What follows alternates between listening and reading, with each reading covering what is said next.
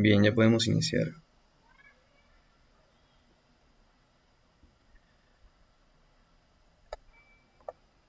Lesión celular, muerte celular y adaptaciones.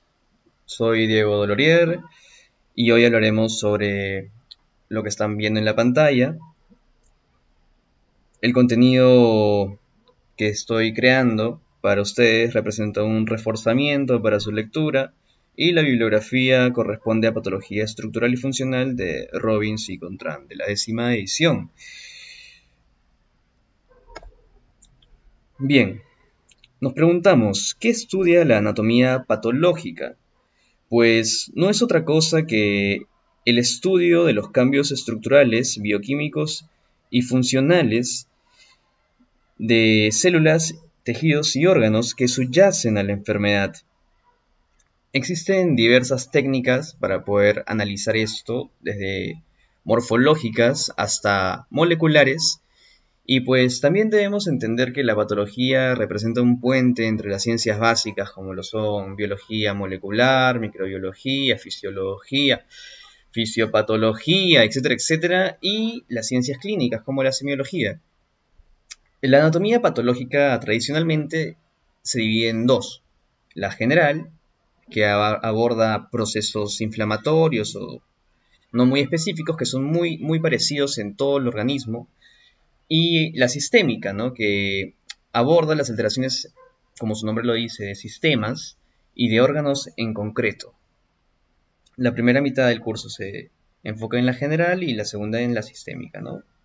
Ya van a ver patología respiratoria, cardiovascular, endocrina, etcétera, etcétera.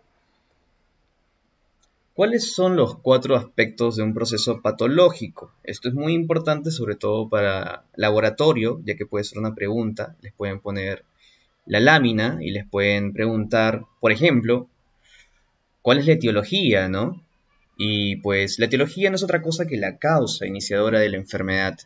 Existen dos grandes grupos, genéticas y ambientales, y ambas pueden interactuar para desencadenar una patología como lo es el cáncer, que es multifactorial, ¿no? Hay, si bien, genes específicos que están vinculados con ciertos tipos de cáncer. Básicamente podemos definirlos en estos dos grandes grupos, ¿no? Además de ello, dentro de las ambientales también tenemos subdivisiones como lo son infecciosas, físicas, químicas, etcétera, etcétera, ¿no? Ahora también tenemos la patogenia, que pues básicamente habla de los procesos moleculares, celulares y bioquímicos que se dan de forma secuenciada para poder dar el desarrollo a una enfermedad. También un sinónimo en algunos libros es la fisiopatología o la patogénesis, ¿no?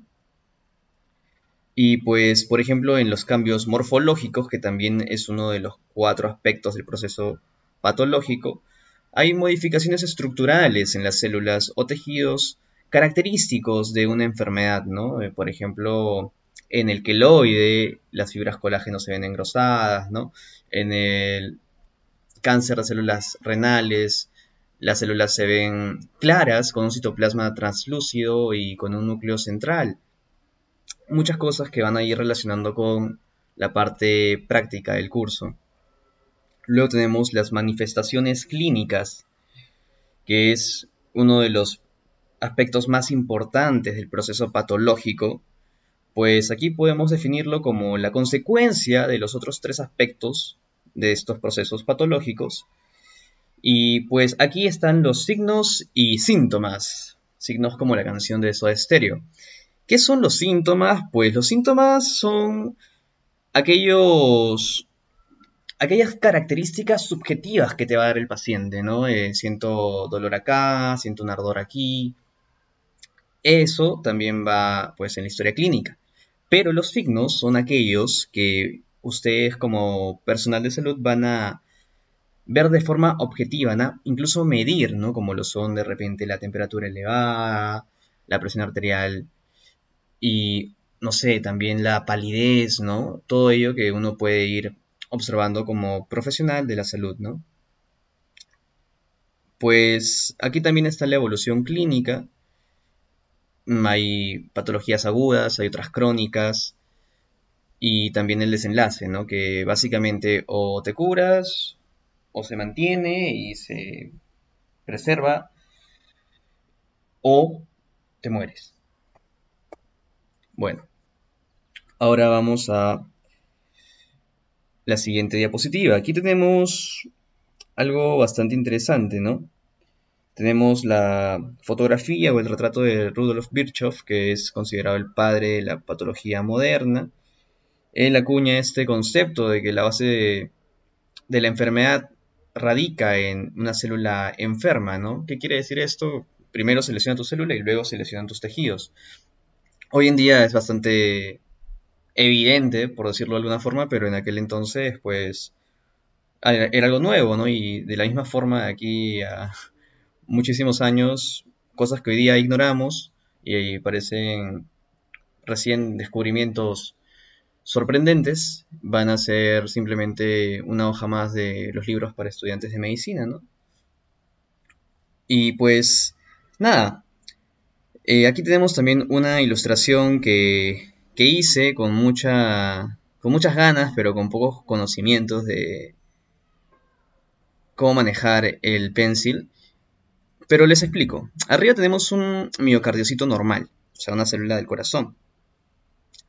Al lado izquierdo tenemos un miocardiocito adaptado. Adaptación. Es un término muy importante para esto. Que sufre una hipertrofia, o sea, un aumento del tamaño. Recordemos que la hipertrofia es el aumento del tamaño de las células, también aumento de sus capacidades, ¿no? Y puede ser consecuencia de una hipertensión.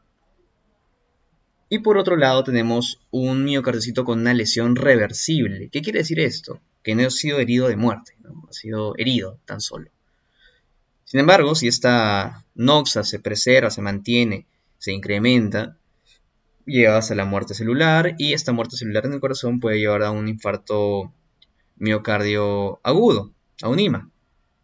Más abajo tenemos un pequeño esquema en donde tenemos a la célula normal, la célula feliz, en homeostasis, en un estado de equilibrio, ¿no? Pero si sometemos esta célula a un estrés o a un estímulo nocivo, pues ya deja de estar tan feliz y pasa a un proceso de lesión celular. Y este proceso es simple de definir, porque cuando estás con una célula, imagínense, por ejemplo, que te disparan. Ya te disparan en el hombro, ya has sido lesionado, pero no te vas a morir, o sea, te vas a recuperar, es reversible, ya. Eso ocurre con la célula. Hay lesiones que pueden ser superadas y hay heridas de muerte. O sea, un disparo en la cabeza, no lo vas a sobrellevar, ¿no? Definitivamente. Si lo sobrellevas, lo sobrellevarás en tu siguiente vida, ¿no? Pero aquí básicamente cuando estamos frente a una lesión irreversible tenemos o bien la necrosis, que es un tipo de muerte celular, o bien la apoptosis, ¿no? Ambas corresponden a dos tipos de muerte celular. No son sinónimos porque tienen secuencias diferentes. Un spoiler es que, por ejemplo, la apoptosis generalmente lleva a un proceso fisiológico. Generalmente, no siempre. Y la necrosis siempre está en un proceso patológico, pues, ¿no? Aquí tenemos un cuadro también que nos dice, pues, lo mismo que les estuve diciendo, ¿no? Si se superan los límites de las respuestas adaptativas o si las células se exponen a agresiones dañinas, son privadas de nutrientes esenciales o resultan alteradas por mutaciones que afecten funciones celulares esenciales, se produce una serie de procesos llamada lesión celular, ¿no? Bueno, ahora, causas de la lesión celular. Bien, ¿qué tenemos acá? Tenemos múltiples causas, ¿no? Tenemos la privación del oxígeno, que puede darse por hipoxia, como se dio en el COVID-19. Tenemos la isquemia, que también es la privación del oxígeno, pero más localizada. Más adelante la vamos a desglosar un poco más. Tenemos agentes físicos, como traumatismos, o sea, golpes. Tenemos sustancias químicas, fármacos y drogas. Tenemos, por ejemplo, la glucosa, que en altos niveles es dañina para nuestras células. Tenemos el cianuro, que era un veneno que utilizaban los nazis cuando eran atrapados. La esposa de Hitler lo utilizó, se dice. Y tenemos drogas recreativas como el alcohol y muchísimas otras que jamás he visto en mi vida. Tenemos además de ello los agentes infecciosos, y aquí está pues su microbiología, virus, parásitos, bacterias y hongos, ¿no? Tenemos también reacciones inmunitarias. Hay enfermedades autoinmunes que también dañan a las células, como lo son, por ejemplo, el lupus eritematoso sistémico. Tenemos también anomalías genéticas, como lo son el cromosoma extra del síndrome de Down. Y tenemos desequilibrios nutricionales. En este mundo es una locura porque tenemos partes de la Tierra donde hay gente que por exceso de comida está enferma, y tenemos otras partes en donde pues por carencia de alimentos la gente también está enferma, ¿no? Una locura. Aquí tenemos, por ejemplo, la anorexia nerviosa, que también corresponde a un trastorno psicológico, ¿no? Bien, tenemos ahora la progresión de la lesión celular, ¿no? Tenemos a las lesiones reversibles, que ya hemos mencionado, que se caracterizan por alteraciones funcionales y estructurales en estadios iniciales o formas leves de la lesión, que son corregibles, ¿no? Que son manejables. Tenemos aquí, por ejemplo, un proceso de tumefacción generalizada de la célula, sus organelas, fallos de la bomba sodio-potasio ATPasa, en relación con la deficiencia de oxígeno, ¿no? Recordemos que si usa ATP, necesita fosforilar el oxígeno, o sea, una respiración aeróbica, ¿no? Que se da por la mitocondria. Tenemos dos tipos de respiración: ana, que en ausencia de O2, y aeróbica, que se da con presencia de O2. Bien, recuerden que lo que está subrayado, lo que está con colores más llamativos, rojo, amarillo, naranja, es lo que también está subrayado en el libro. Dato importante que no mencioné previamente porque no he preparado un guión. Iba, pero tengo que ponerme al día con los temas que vienen también. Entonces, muerte celular. Hay dos tipos, ya las mencionamos. Está la necrosis y la apoptosis. Hay dos tipos entre comillas, ¿no? Porque hay otros que no se abordan tanto, pero no está de más mencionarlos, ¿no? Como la necroptosis, por ejemplo, ¿no? Bien. Aquí tenemos algunas características de lo que es, pues, la diferencia, a grosso modo, entre la necrosis y la apoptosis. Más adelante vamos a ir desglosándolo muchísimo más. Esto es solamente un cuadro. Que también está, por supuesto, en el Robbins. El tamaño de la célula se ve aumentado según la literatura. Hay tumefacción y también se ve, pues, reducido en la apoptosis, ¿no? Todo lo contrario. El núcleo sufre por pignosis, cariorexis y cariolisis. Esto quiere decir básicamente que se condensa la cromatina y se va degradando, ¿no? el núcleo. Recuerden que el sufijo lisis siempre hace referencia a desvanecimiento, ¿no? O disolución. Y pues en la apoptosis hay una fragmentación del tamaño del nucleosoma. La membrana plasmática en la necrosis va a estar rota, y la membrana plasmática en la apoptosis va a estar intacta. Va a tener una estructura alterada y va a tener una especial orientación a los lípidos. Pero lo más importante es acá que en la necrosis rota la membrana, en la apoptosis intacta, ¿ok? No se compliquen, o sea, acá hay mucha información, muchísima. He sintetizado buena parte, pero igual tienen que ustedes hacer más síntesis, ¿no? Hasta que puedan retener bien la información más relevante. Como les he dicho, préstenle mucha atención a lo que está con amarillo y rojo. Bueno, el contenido celular, hay un proceso de digestión enzimática y puede escapar de la célula en la necrosis. Y el contenido celular en la apoptosis está intacto y puede ser liberado por los cuerpos apoptósicos, que vamos a ver más adelante. ¿Hay una inflamación adyacente? Sí, va a haber una inflamación en la necrosis, ¿ok? En la apoptosis no. Esa es una diferencia importantísima. ¿Hay una implicación fisiológica o patológica? Habitualmente, como ya mencioné, en la necrosis hay un proceso patológico, de una lesión irreversible. Y en la apoptosis a menudo es fisiológica, pero también puede ser parte de un proceso patológico. Ahora, morfología de la lesión celular. Bien, aquí tenemos una pregunta. ¿Cuál es la primera manifestación de casi todas las lesiones celulares? La tumefacción celular. Está en amarillo, está subrayado, es importante.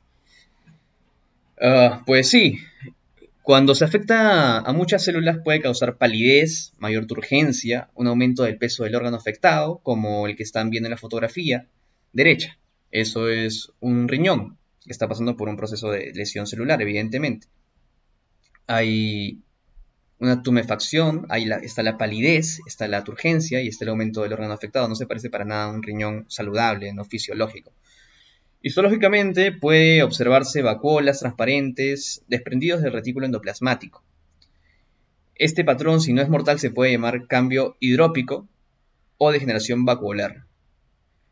Esto, pues, no es tan relevante, pero igual lo mencionamos. Con microscopía electrónica puede verse en una lesión celular reversible modificaciones de la membrana, como pérdida de las vellosidades, cambios mitocondriales y figuras de mielina, dilatación del retículo endoplasmático y alteraciones nucleares. Aquí lo más importante, lo mencionado previamente, es la tumefacción. ¿Ok? Ahora, muerte celular. Ok, necrosis. ¿Qué es la necrosis? Pues es un proceso patológico, como ya hemos visto, ¿no? Si bien puede sonar repetitivo todo esto, recordemos que en el aprendizaje no hay repetición, sino reforzamiento. Es una consecuencia de una lesión grave. Las causas pueden ser descenso del oxígeno, puede ser quemaduras, o también puede ser, pues, por las propias enzimas, ¿no?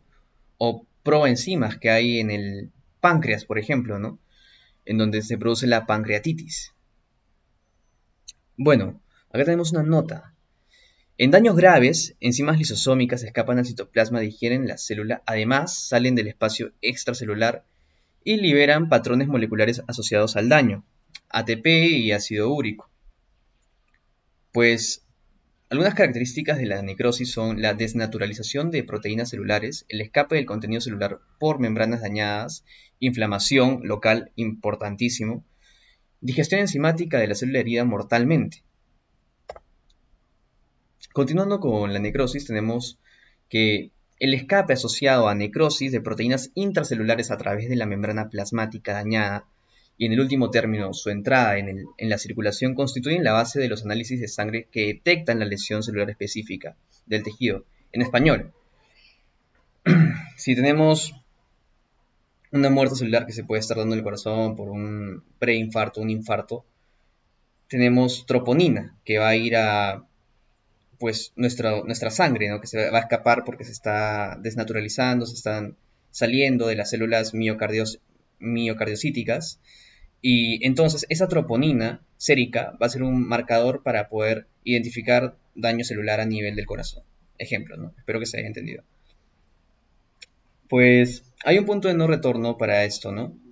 Y esto es cuando hay una incapacidad de revertir la disfunción mitocondrial por ausencia de fosforilación oxidativa y generación de ATP. Recordemos que las mitocondrias son las fuentes energéticas de las células y las fuentes energéticas quiere decirse que producen ATP y ese ATP se utiliza para múltiples funciones proteicas de la célula, como por ejemplo la bomba de sodio-potasio, ¿no? O sea, regula la osmolaridad de la misma célula. Y también pues tenemos daños graves en la función de la membrana. Membrana, mitocondria y ADN son puntos diana para el daño celular. Ahora, tenemos la tinción basófila. Esto es un término que, pues, lo vimos en histología, pero igual yo lo refuerzo acá porque estoy seguro que alguno de ustedes no lo sabe. Yo no lo sabía. En algún momento no lo supe tampoco. No. Pero, aquí está, ¿no? Tinción basófila. Pues recordemos que la tinción es la HE, ¿no? Basófila quiere decir morado. No nos compliquemos. Y tinción eosinófila o acidófila, rosado. ¿Ok? Así de sencillo. O sea, van a leer mucho esos términos en los libros. Así que más vale que ya los tengan claros, ¿no? Porque también les va a servir para poder entender la práctica. Ahora, morfología de las células necróticas. Tenemos que son de mayor eosinofilia, o sea que son más rosadas o rosáceas. atribuibles a la pérdida del ADN, ya que el ADN tiene un color morado, como ya habrán visto en histología. Pues eso es porque tiene ácidos nucleicos y aquí hace unión la base con lo ácido, ¿no? Entonces, al ser basófila, pues se torna ese color. Y también hay cambios nucleares. Hay tres cambios que ya mencionamos: la cariolisis, que es la reducción de la basofilia de la cromatina; la pignosis, que es la reducción del núcleo y mayor basofilia; y la cariorexis, ¿no?, que es el núcleo pignótico que sufre la fragmentación. Ahora, tipos de necrosis. Esto es importantísimo. Tenemos aquí 6 tipos. Tenemos la coagulativa, la cual se da pues en tejido muerto que se mantiene unos días. El tejido afectado tiene una textura firme, una isquemia puede provocarla, por ejemplo, una trombosis. A excepción en el encéfalo tiene otro tipo de nombre, ¿no? Tenemos ahora la licuefactiva, que es la digestión de células muertas por infecciones de bacterias, y hay pus, ¿no?, o material purulento. Tenemos la gangrenosa, que pues es un patrón no tan específico, pero se utiliza para referirse a extremidades como la pierna. Se superpone a veces una necrosis licuefactiva y se convierte en una gangrena húmeda, ¿no? Esto se ve bastante en los pacientes con diabetes. Tenemos también la necrosis gaseosa, que es, pues, automáticamente decimos eso y tenemos que pensar en tuberculosis, ¿no?, TBC. Aquí hay granulomas, por ejemplo, ¿no?, y muchas otras cosas que van a ver en la parte práctica. También tenemos la necrosis grasa, que podemos verla en la pancreatitis aguda, y la fibrinoide, ¿no?, que no es tan mencionada, pero es un tipo especial de daño vascular y habitualmente por origen de reacciones inmunitarias, ¿no? Acá podemos ver un vaso, ¿no?, con esa necrosis. Aquí vemos el pulmón con la necrosis gaseosa, casus de queso. Aquí vemos el páncreas con la necrosis grasa. Acá pues la necrosis gangrenosa. Aquí la licuefactiva. Y aquí pues la coagulativa, ¿no? Puede darse en el corazón, en el riñón. Ahora, conceptos claves, ¿no? La exposición de las células al estrés, a estímulos nocivos, causa una lesión celular, que es reversible hasta cierto punto. Como les dije, si te disparan en el brazo, puedes sobrevivir. Pero puede progresar a la muerte si es, pues, una herida mortal, ¿no? Ahora, tenemos la lesión celular reversible, que está caracterizada por la tumefacción celular, el cambio graso, las vesículas, la pérdida de microvellosidades de las membranas plasmáticas, la tumefacción también de las mitocondrias y la dilatación del retículo endoplasmático, además de eosinofilia, ¿no? Recuerden que eosinofilia es que se ve rosado y la dilatación del retículo endoplasmático es que el retículo se va a agrandar. Y pues acá también tenemos la necrosis, los patrones, algo que pueden ponerle pausa y revisar, ¿no? Ahora, también las calcificaciones distróficas son depósitos de sales de calcio en los núcleos necróticos que no han sido reabsorbidos o fagocitados.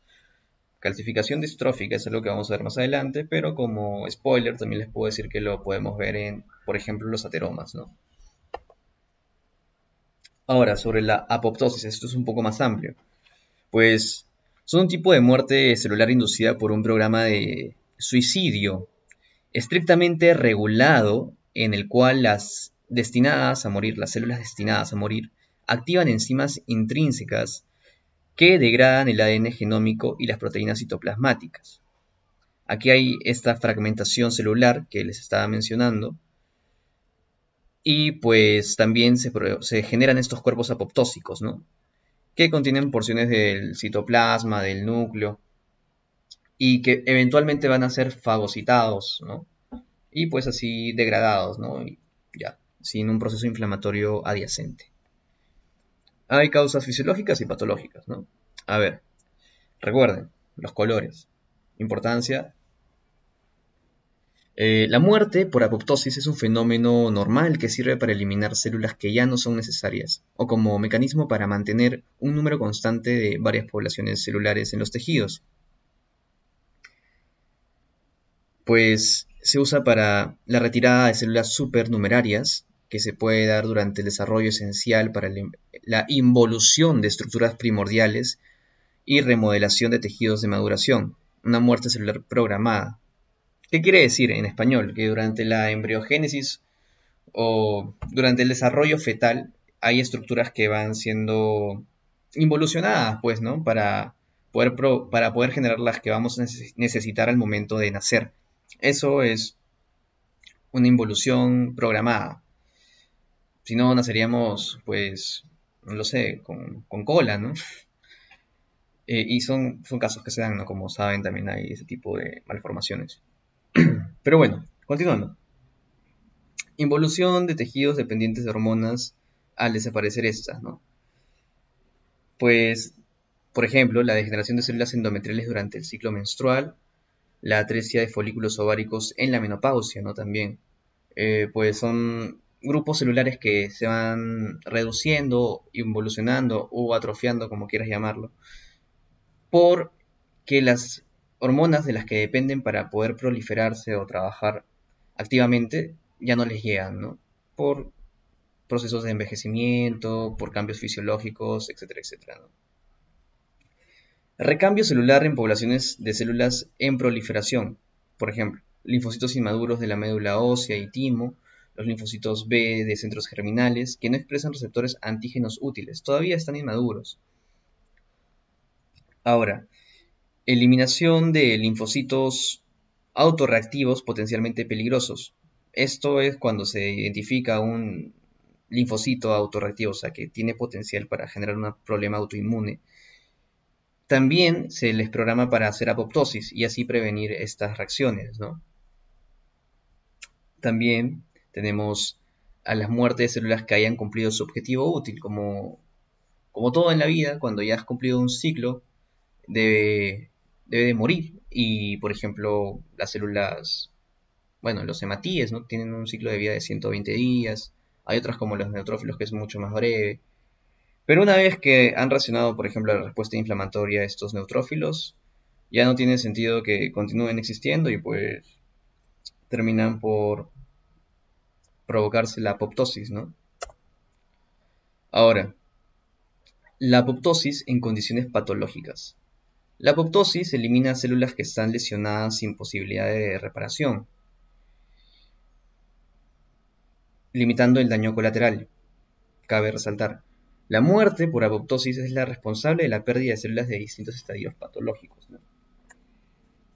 Pues, por ejemplo, tenemos daño en el ADN por radiación o fármacos citotóxicos antineoplásicos que generalmente dañan el ADN. Pues si los mecanismos para corregir estos daños no son totalmente eficaces o suficientemente eficaces, pues la célula va a inducirse a una apoptosis. Tenemos también la acumulación de proteínas mal plegadas, desencadenadas por proteínas intracelulares plegadas incorrectamente. Tenemos también las infecciones, especialmente las virales, como resultado propio del virus, el adenovirus o el VIH, como respuesta inmune a la hepatitis vírica. Depende en importante medida de los linfocitos T citotóxicos, los CTLs, específicos frente a las proteínas víricas, que inducen apoptosis de las células infectadas. El mismo mecanismo mediado por los CTLs, o sea, los linfocitos citotóxicos, es responsable de la destrucción de células tumorales, rechazo de los trasplantes y la enfermedad del injerto contra el huésped. La apoptosis puede contribuir también a la atrofia patológica de los órganos parenquimatosos tras la obstrucción de conductos. Puede ocurrir en el páncreas, en la glándula parótida o en el riñón. Pues esta es una ilustración que hice para poder esquematizar un poco lo que yace en un proceso de necrosis y apoptosis. Y pues básicamente acá tenemos visualmente aumento o la tumefacción del retículo endoplasmático y las mitocondrias después de una célula normal, si es que no logra recuperarse, una lesión progresiva que termina por la rotura de las membranas, también de las organelas y la fuga de los contenidos. Y como vemos abajo, hay acompañado un proceso inflamatorio, ¿no? Mientras que en la apoptosis, pues hay una condensación también de la cromatina, una fragmentación celular, los cuerpos apoptósicos y finalmente la fagocitosis de estos cuerpos, ¿no? Es bastante eficaz este proceso, tarda minutos y no genera ningún proceso inflamatorio. Luego me di cuenta que no era sostenible hacer tantas ilustraciones y empecé a copiar las fotografías. Tenemos a los mecanismos de apoptosis. Hay dos mecanismos, es lo que tienen que recordar. Hay una vía extrínseca y una vía intrínseca, también conocidas como la vía mitocondrial, que es la intrínseca, y la vía del receptor de la muerte, que es la extrínseca. ¿Ok? Pues en la vía intrínseca se provoca por alguna lesión del ADN, ¿no? Puede ser radiación, toxinas, radicales libres, un mal plegamiento de las proteínas, o también retirada de los factores de crecimiento, ¿no? Como el IGF-1, por ejemplo. Entonces, si hay alguno de estos estímulos frente a la célula, pues los receptores BH3, que son una superfamilia de proteínas, que son las BCL, pues van a inducir a que la mitocondria libere o saque el citocromo C, que es una proteína proapoptósica que va a inducir la activación de las caspasas, que son enzimas que van a promover el proceso de apoptosis, ¿no? Tanto en la vía extrínseca como en la intrínseca. O sea, ambas vías convergen en la activación de las caspasas. Eso es lo más importante. Podemos de repente entrar en detalles, pero lo más importante es lo que les acabo de mencionar. Ahora, si hay ausencia de señales de supervivencia, como ya mencioné, por ejemplo, la ausencia de factores de crecimiento, pues se activa la vía intrínseca, que es la responsable de la mayor cantidad de apoptosis en situaciones fisiológicas y patológicas. Las proteínas como el citocromo C almacenados en la mitocondria son proapoptósicas y al ser liberadas al citosol mandan una señal de que la célula no está sana, iniciando pues el suicidio de la célula, básicamente. La liberación de estas proteínas proapoptósicas está mediada por una familia de las proteínas que ya mencioné, que son las BCL2, y estas se dividen en tres, ¿no? Tenemos las antiapoptósicas, que están trabajando constantemente, en donde está el BCL2, el BCLX y el MCL1. Tenemos también a las proapoptósicas, que está ahí la BAX y la BAK. La vaca. Bueno, tenemos también a las iniciadoras de la apoptosis regulada. Aquí está las BAD, las BIM o las BID. Además de ello, hay otras que tienen un nombre así un poquito más excéntrico, como las proteínas Puma o Noxa, ¿no? Estas trabajan modulándose, ¿no? Por ejemplo, evidentemente las antiapoptósicas inhiben la liberación del citocromo C y las proapoptósicas pues promueven la liberación de citocromo C.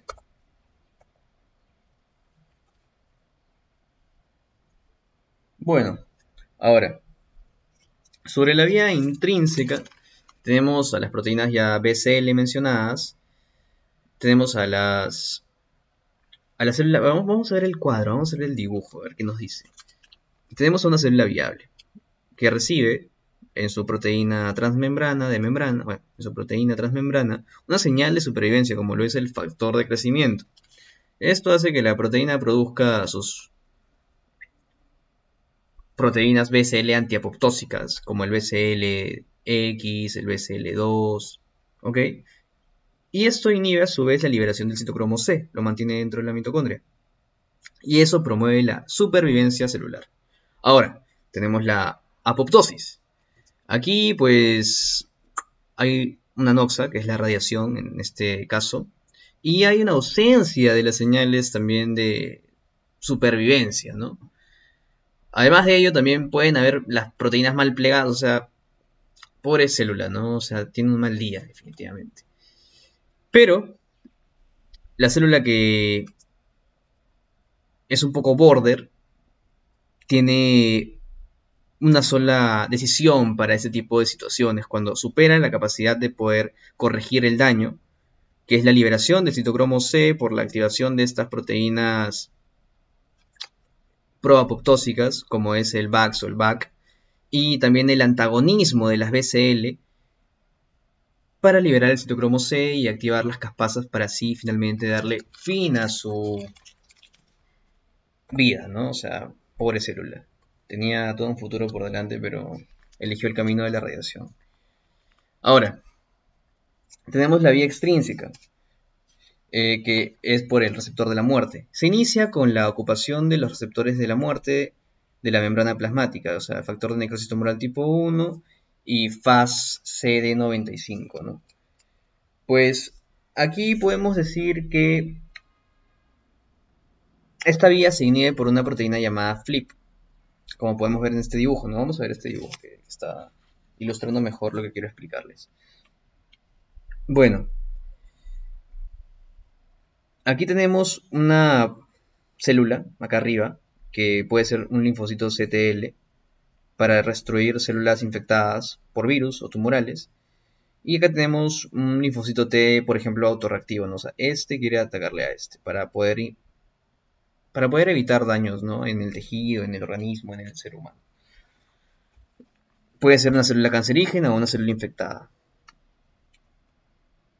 Aquí lo que ocurre es que al unir el ligando FAS con el receptor FAS, va a activar las procaspasas hasta la caspasa ejecutora, que va a proceder ya con la apoptosis, ¿no? Es un poco enrevesado todo esto de las proteínas, pero en síntesis, la vía extrínseca se da por una proteína transmembrana que va a generar una cascada de activación de procaspasas hasta la ejecución de las caspasas activadas que va a desencadenar la apoptosis, ¿no? ¿Por qué puede darse eso? Puede darse, por ejemplo, por que un linfocito T, que tiene ligando FAS, quiere eliminar a un linfocito C, a un linfocito T autorreactivo, a una célula cancerígena o a una célula infectada, ¿no? Punto. Hay virus y hay algunos cánceres que, como saben que la proteína FLIP inhibe esta vía extrínseca, pues promueven la producción de esto y así bloquean este tipo de apoptosis. O sea, una locura. Espero que se haya podido entender.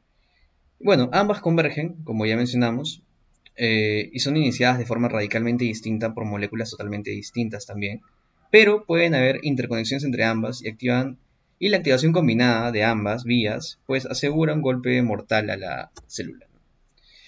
Ahora tenemos fases de ejecución de la apoptosis. ¿Qué podemos decir al respecto? Pues la vía intrínseca y extrínseca, como sabemos, convergen, ¿no? Así como, por ejemplo, la cascada de coagulación tiene una vía extrínseca e intrínseca, ¿no? En la vía intrínseca la caspasa 9 es la que se activa y en la vía extrínseca es la 8 y la 10, pero ambas ejecutan la 3 y la 6, que son las que promueven el proceso apoptósico, ¿no? Eliminación de las células muertas. Pues aquí podemos resaltar lo siguiente, ¿no?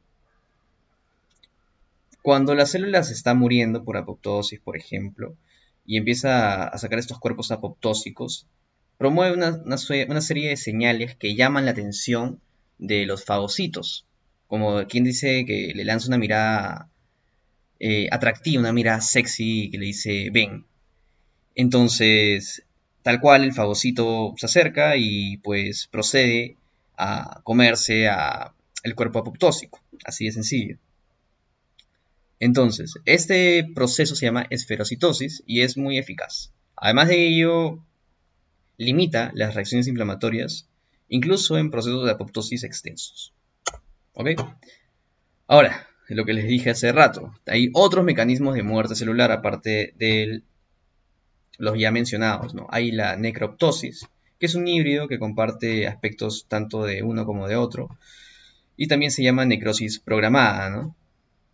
Está la piroptosis, que es una forma de apoptosis que acompaña la liberación de citocinas de interleucina 1, que también induce la fiebre, ¿no? O sea, además de ello, también produce inflamación. Y la ferroptosis, ¿no? Que pues también es un motivo de investigación actual y fue descubierta en el 2012 y se da cuando hay cantidades excesivas intracelulares de hierro o especies reactivas de oxígeno que superan las defensas de los antioxidantes, ¿no? Y dicen que se puede prevenir reduciendo las cantidades de hierro. Ahora, vamos con la autofagia. Pues este es un proceso por el cual la célula se devora a sí misma, o sea, una suerte de canibalismo eh, de sus organelas, ¿no? Bueno, esto tiene tres etapas, se podría decir. Tenemos la nucleación, que es la formación de una membrana de aislamiento denominada fagoforo. Tenemos la formación de una vesícula llamada autofagosoma a partir de la membrana de aislamiento. Y tenemos la maduración de este autofagosoma por fusión con los lisosomas. Esto se da pues en células famélicas que necesitan sobrevivir y pues producen ese tipo de procesos, ¿no? Esto también está implicado en cierto tipo de enfermedades como el cáncer, trastornos neurodegenerativos, enfermedades infecciosas y también en la enfermedad inflamatoria intestinal. A ver, ahora, sobre los mecanismos de lesión celular, podemos decir que la respuesta celular a los estímulos nocivos depende de la naturaleza de la lesión y la duración, además de la gravedad. La consecuencia de la lesión celular depende del tipo, el estado y la capacidad de adaptación de la célula dañada. Cualquier estímulo nocivo puede activar simultáneamente múltiples mecanismos interconectados que lesionan la célula, o sea, como una cascada. Ahora, mecanismos de la lesión celular y dianas intracelulares de los estímulos nocivos. La lesión celular produce anomalías en uno o más de los componentes esenciales de las células. Y hay tres organelas dianas para la lesión celular, porque pues, son muy importantes para la célula, ¿no? Para la supervivencia de la célula. En primera instancia está la mitocondria, en segunda está la membrana y pues para concluir el ADN, ¿no? O sea, el núcleo. Vamos a ver primero el daño mitocondrial. Bueno, las mitocondrias son elementos esenciales en las vías que conducen a la lesión de la muerte y a la muerte celular. Las consecuencias del daño mitocondrial es, obviamente, el agotamiento de ATP, porque como ya mencionamos, el ATP se produce en gran medida en las mitocondrias por la respiración anaeróbica. Luego está la alteración de la bomba de sodio-potasio, porque la bomba de sodio-potasio es bomba de sodio-potasio ATP-ASA, o sea que degrada el ATP, o sea que necesita ATP. Si no hay ATP, no hay función de la bomba de sodio-potasio. Si no hay función de la bomba de sodio-potasio, pues la permeabilidad se ve afectada de la membrana. Y también, pues, por el metabolismo energético de las células que se va a ver alterado, evidentemente, ¿no? Todo esto es uno solo, en realidad. Pero acá te lo dividen, ¿no? Ahora, daño de la membrana. También es importante, también es una diana para la lesión celular. La pérdida temprana de la permeabilidad selectiva de la membrana que conduce en el último término al daño aparente de esta es una característica constante de la mayoría de tipos de lesión celular, excepto en la apoptosis. Ahora, tenemos a los mecanismos que pueden contribuir al daño de la membrana. Tenemos a las especies reactivas de oxígeno, que son radicales libres básicamente, ¿ya? Radicales libres de oxígeno que lesionan a la membrana celular mediante la peroxidación de los lípidos. Recordemos que, bueno, vamos a verlo un poco más adelante, pero los radicales libres son moléculas que tienen un electrón que va a jalar los electrones de otras moléculas, básicamente, y va a generar una inestabilidad que se va a ir promoviendo hasta, pues, terminar de matar a la célula, ¿no? En última instancia. Pero obviamente nuestro cuerpo tiene mecanismos para poder sobrellevarlo y para poder disminuir el daño de los radicales libres, ¿no? Ahora, también hay una reducción en la síntesis de fosfolípidos. Esto se puede dar por problemas ya del retículo endoplasmático. Tenemos aumento de la degradación de fosfolípidos y también anomalías del citoesqueleto. Ok. Bueno, acá tenemos también daños de distintas membranas celulares tienen efectos en diversas células. Por ejemplo, el daño de la membrana mitocondrial, el daño de la membrana plasmática, la lesión de las membranas lisosómicas, porque se puede escapar el contenido. A ver, ¿qué nos dice esta imagen? Vamos a ver. Bueno,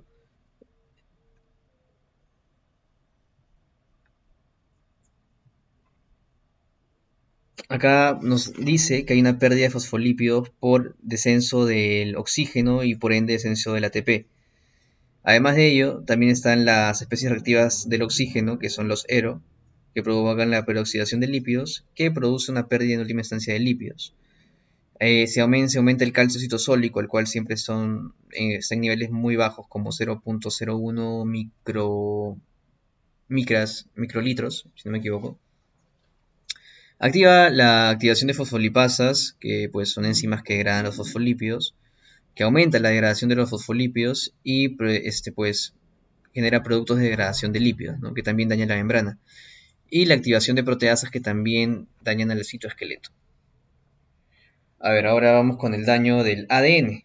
El daño del ADN nuclear activa sensores que desencadenan vías dependientes del P53, el cual es un gen supresor de tumores.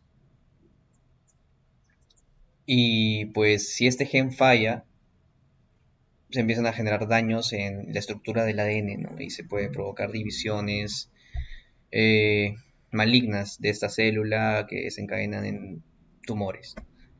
Ahora, como podemos ver, está causada por radiación, por fármacos quimioterápicos y también por vejez y especies reactivas de oxígeno, o sea, radicales libres. El P53 detiene las células en la fase G1 y activa los mecanismos de reparación. Si estos mecanismos no son suficientemente eficaces, pues la célula se va a morir. Ahora, estrés oxidativo, acumulación de radicales libres derivados del oxígeno. La lesión celular inducida por radicales libres, especialmente ERO, es un mecanismo importante de daño celular en muchas situaciones patológicas.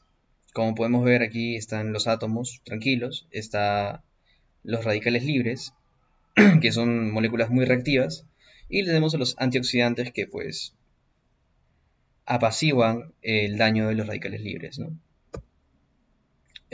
Pues tenemos, ¿qué más podemos decir acá?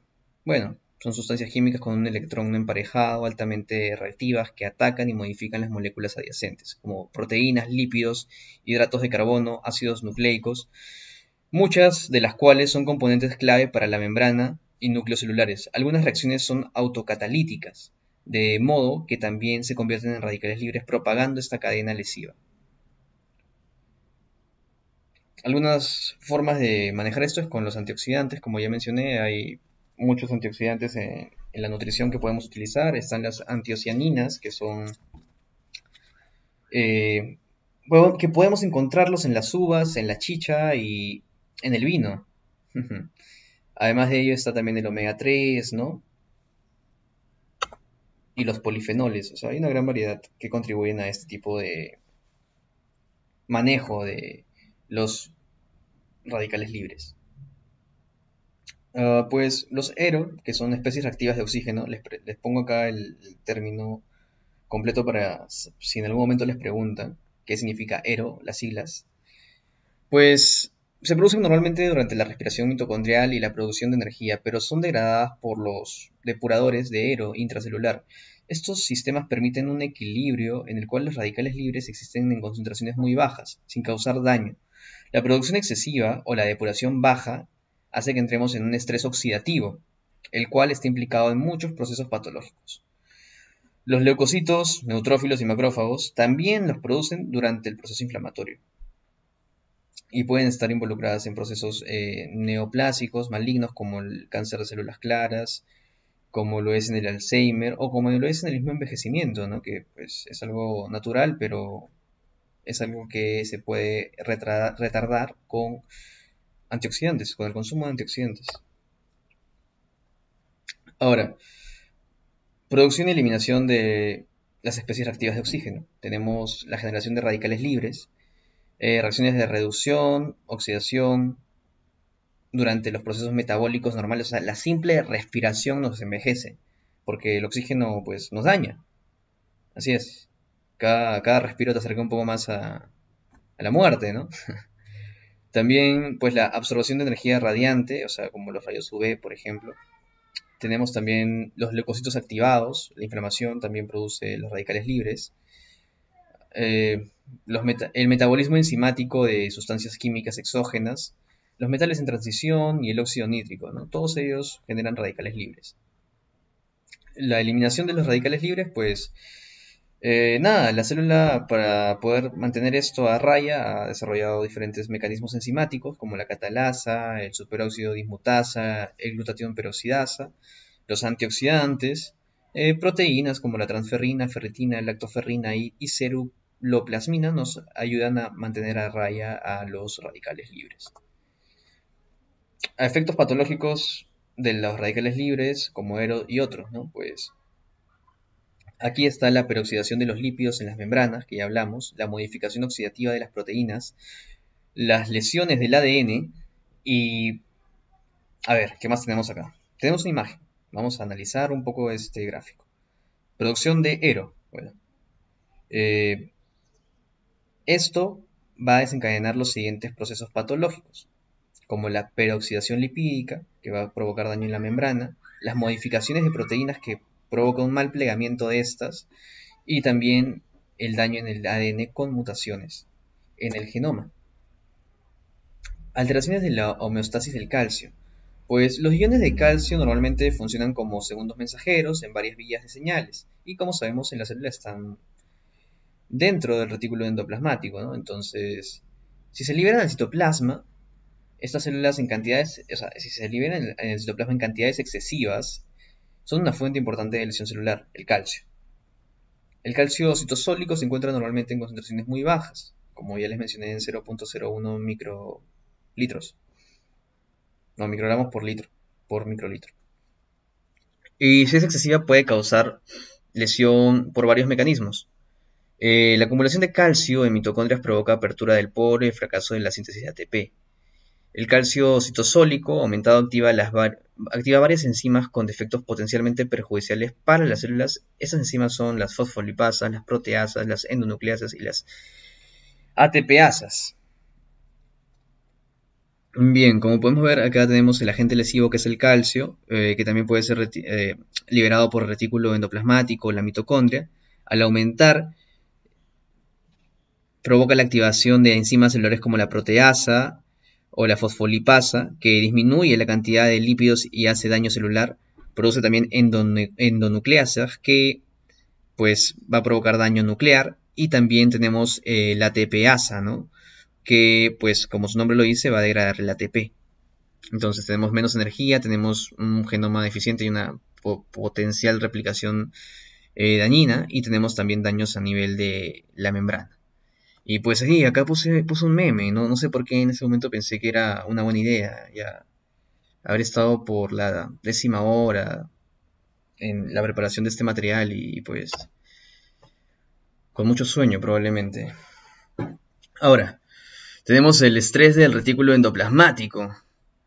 Ajá, que también es pues o sea, ya a ver, el estrés del retículo endoplasmático. Vamos a ir por partes, ¿ok? ¿Qué es el estrés del retículo endoplasmático? Pues la acumulación de proteínas mal plegadas en el retículo puede superar los mecanismos adaptativos y desencadenar también la apoptosis. Como sabemos, el retículo se encarga de la síntesis de proteínas. Entonces, si están mal plegadas, le da más trabajo, ¿no?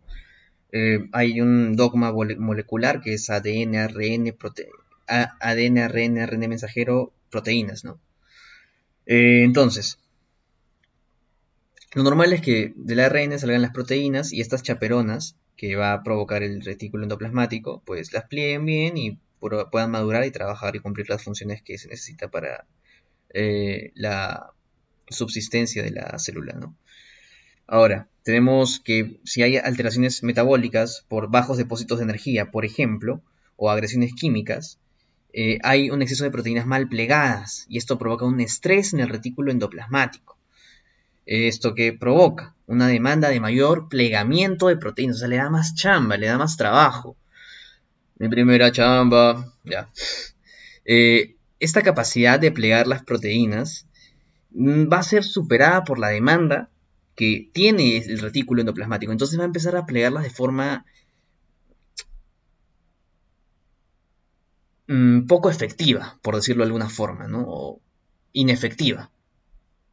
Entonces, o pasa esto, ¿no? O se adapta la célula con mayor plegamiento a estas chaperonas para que las proteínas sigan cumpliendo sus funciones y disminuye la síntesis también de las proteínas para que no estrese demasiado a nuestro retículo endoplasmático, o tenemos que,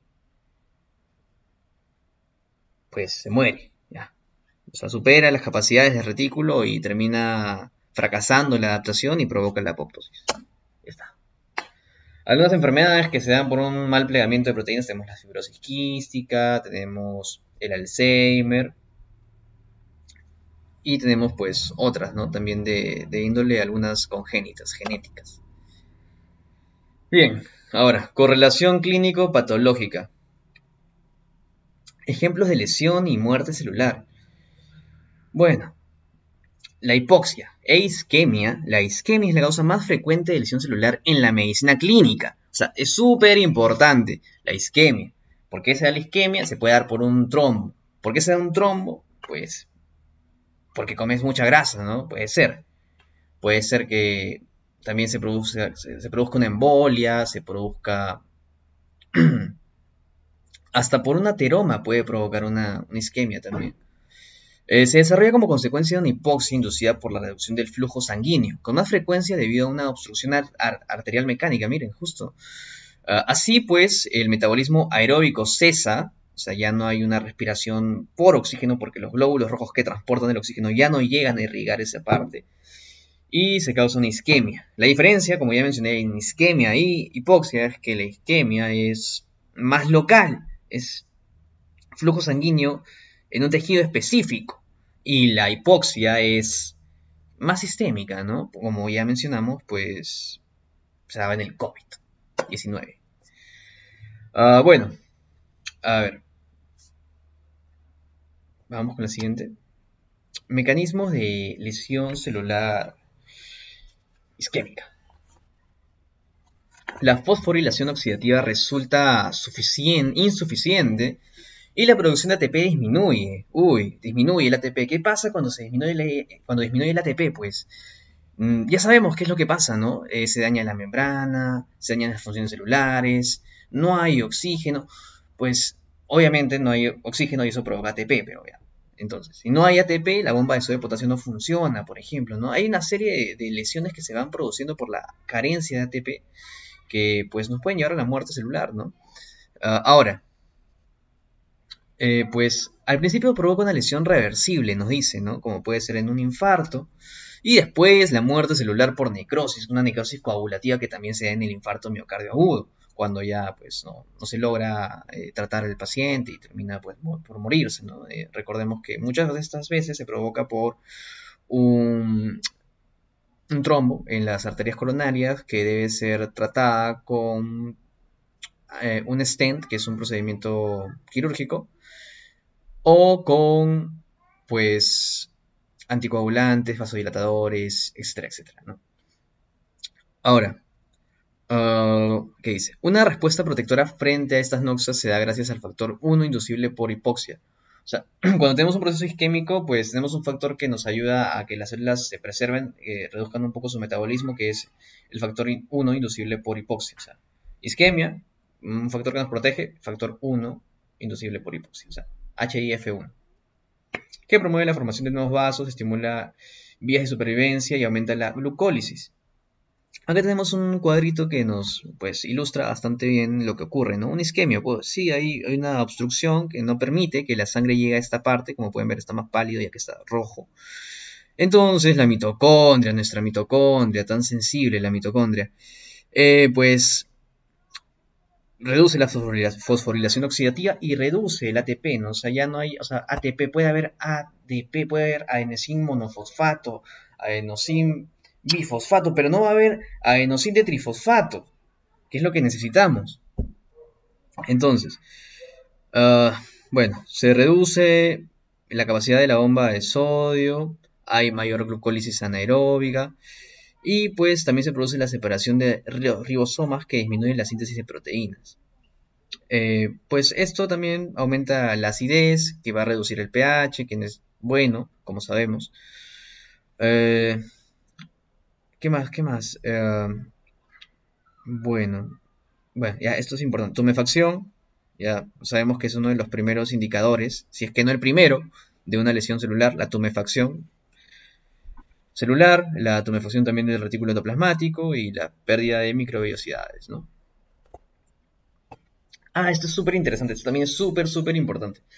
Ya, el restablecimiento del flujo sanguíneo hacia los tejidos isquémicos, o sea, el restablecimiento, ¿qué quiere decir eso? Que primero hay un proceso de isquemia, o sea, se priva al tejido de los nutrientes, como, bueno, la sangre o el oxígeno, y después hay un proceso de reperfusión, o sea, que se vuelve a perfundir toda esa sangre porque ya sea se trató adecuadamente, el cuerpo mismo pues logró superar el cuadro o porque se hizo una intervención quirúrgica, X motivo. Ya, la cosa es que se hace una reperfusión, o sea, después de que hubo una ausencia, vuelve con fuerza. Y esto también daña, o sea, eso también provoca daño, es una locura, o sea. Bueno, vamos a ver qué nos dice. Eh, Puede promover la recuperación de las células si su lesión es reversible, o sea, si no ha pasado mucho tiempo, pero también agravar paradójicamente la lesión celular y causar la muerte de la célula. Es clínicamente importante porque contribuye al daño tisular en el infarto del miocardio y cerebral, tras los tratamientos que restablecen el flujo sanguíneo. ¿Cómo produce daño la lesión por reperfusión? Por el estrés oxidativo, por la sobrecarga de calcio intracelular, por la inflamación, porque hay un proceso inflamatorio adyacente, y por la activación del sistema de complemento. Acá tenemos un... bueno, no sé cómo llamarlo, la verdad, pero les voy a explicar. Tenemos aquí que el niño son las células que necesitan oxígeno, y no llegan a saborear el delicioso O2 porque pues aquí, en el vaso sanguíneo, que es la manguera, están presionando, o sea, hay una obstrucción. Esta obstrucción pues no permite que se llegue a las células los nutrientes y produce un proceso de isquemia. Pero si aquí pues salirse con más fuerza toda esa agua, que metafóricamente tendría que ser la sangre, pues va a poder reperfundir y va a poder nuevamente hidratar, ¿no?, a las células o alimentarlas. Y eso pues, si bien evita la muerte, también provoca daño celular. Ahora, Ahora también hay lesiones químicas, ¿no? Está, por ejemplo, la lesión química, bueno, por mercurio, que es un metal visualmente bellísimo, pero muy tóxico, y por paracetamol, que es un fármaco AINE que, pues, es inhibidor de las COX y, pues, es gastrolesivo, ¿no? Hepatotóxico, entre otras cosas. Entonces, ¿qué podemos decir de esto? Hay un tipo de toxicidad que es directa, que es cuando las células dañan directamente cuando son dañadas directamente como lo es con el mercurio, el cianuro y muchos otros antineoplásicos, o la conversión de metabolitos tóxicos también. La mayoría de sustancias tóxicas no lo son biológicamente activas en su forma original, sino hasta que interactúan con nuestro metabolismo por el hígado, que tenemos el citocromo P450, que se tornan tóxicas, ¿no? Y pues eso ocurre con muchos fármacos también. Ahora, adaptación del crecimiento y la diferenciación celular. Bien, eso también es súper importante. O sea, hay puntos, hay PPTs, hay momentos en los que yo mismo me concentro bastante porque sé que va a venirles algo de esto en algún momento. Entonces, clave. Las adaptaciones son cambios reversibles del tamaño, el número, el fenotipo, la actividad metabólica o las funciones de las células en respuesta a cambios en su ambiente. Primero, para simplificar, tenemos a la hipertrofia, ¿ya? Que es el aumento de tamaño celular y puede ser tanto patológica como en la cardiomegalia o fisiológica, como puede ser por el crecimiento de útero, puede ser por la actividad física, puede ser por la maduración de las mamas en la pubertad de las mujeres, tantas cosas, ¿no? Luego tenemos también la hiperplasia, que pues se da en conjunto con la hipertrofia y también se da en las mamas de la pubertad en el sexo femenino, también se da en la gestación y también tenemos las patológicas, ¿no? Que está por ejemplo la hiperplasia prostática benigna, que si bien no corresponde a un proceso maligno, sí constituye un terreno fértil para el cáncer. Ahora tenemos la atrofia, que es pues, todo lo contrario, o sea, la reducción del tamaño por la disminución celular, y puede ser fisiológica, como en el desarrollo embrionario, donde las estructuras involucionan, o también puede ser patológica por el desuso de algún órgano, por la denervación, por la reducción del flujo sanguíneo, por la malnutrición, por la pérdida de estimulación endocrina o incluso por presión física, mecánica.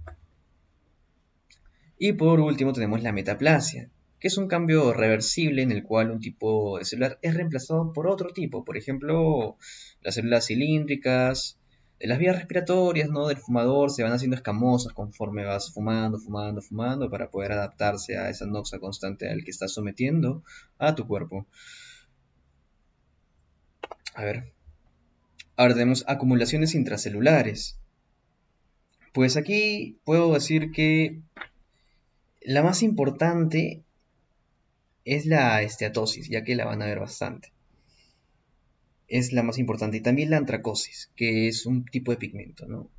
Pero vamos a ver paso a paso. Puede ser por sustancias inocuas, o sea que no van a provocar daño, o causar más lesiones localizadas en el citoplasma, dentro de los orgánulos o en el núcleo.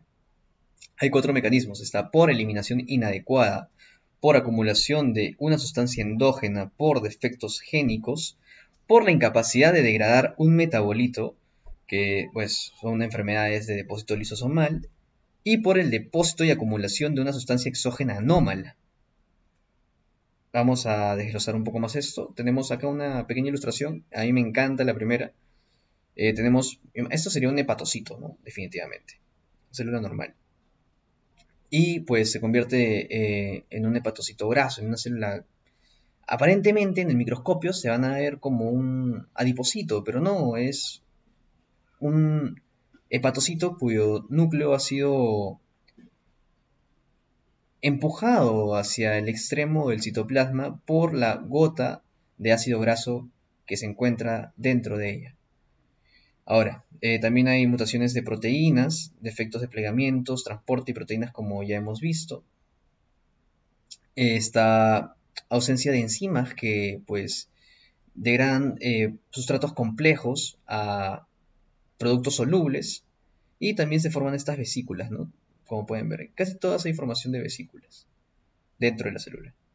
Por vesículas me refiero a eso circular que está dentro, ¿no? Esas esferas. Y también pues por la ingesta de material indigerible, ¿no? Por ejemplo, pues las partículas de carbono en los macrófagos del pulmón. Vamos a ir viendo eso un poquito más aquí.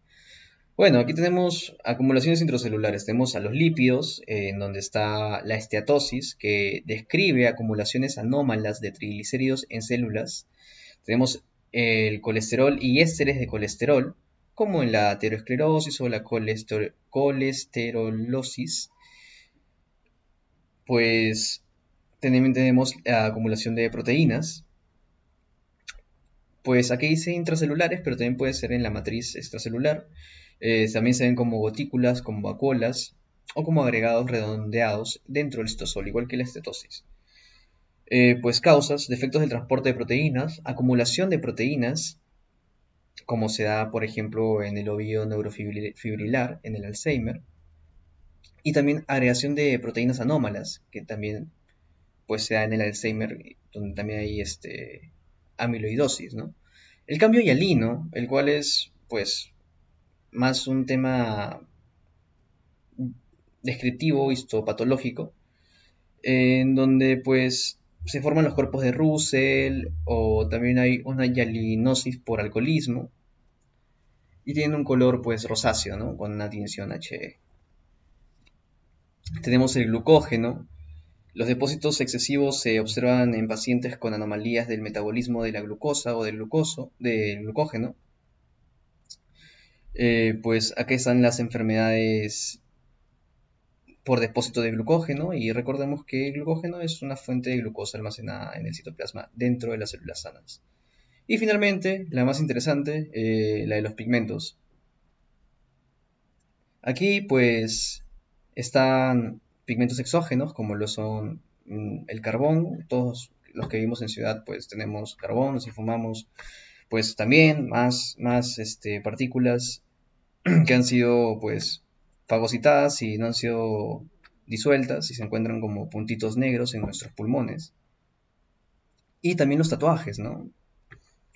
Además de ello están también pigmentos endógenos, como lo es la lipofucsina, que se encuentra en las grasas, la melanina, que pues está en los melanocitos, ¿no? Y da ese color negruzco a los lunares, y es el único pigmento endógeno de ese color, ¿no? La hemosiderina, y pues también tenemos otros como la biliverdina, ¿no?